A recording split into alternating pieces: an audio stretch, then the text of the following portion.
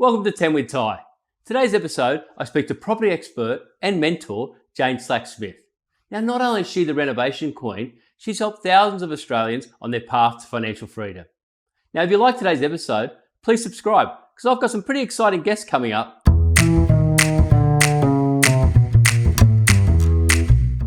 Well, and today I've got Jane, experienced podcaster, written multiple books. She's an award-winning mortgage broker and a good friend of mine. Thanks for joining me on 10 with Ty, Jane. Absolute pleasure. I know you're all about mindset with property, right? I was just wondering, what over your time, what's the difference between the mindset of an average investor and a really good investor? What have you noticed over the time? Oh, such a good question. And, this really goes to the point where I believe it's possible to hack success.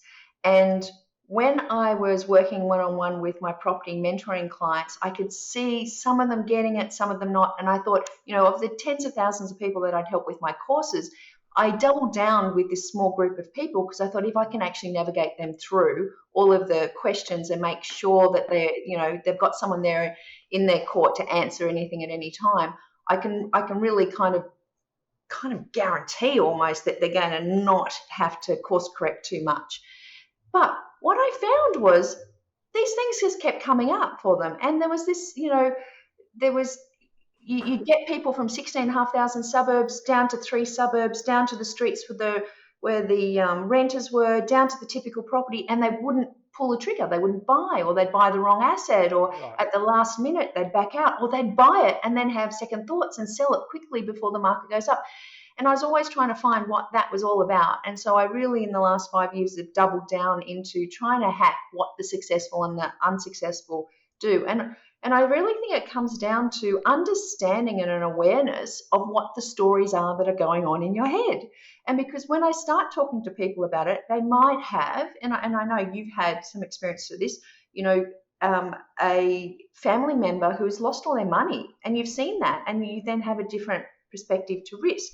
Yep. Or like me, you grew up the daughter of a farm manager and a nurse, not a lot of extra money, and I could have been limited by that or maybe not. And it makes me think of that story of two guys that are sitting in the park bench, and there's one guy wearing a Marnie and really well kit out, and his brother next to him there's a druggie and is obviously on the last legs. And this kid walks by and says to the guy in the suit, how did you become like this? And he says, my dad was an alcoholic.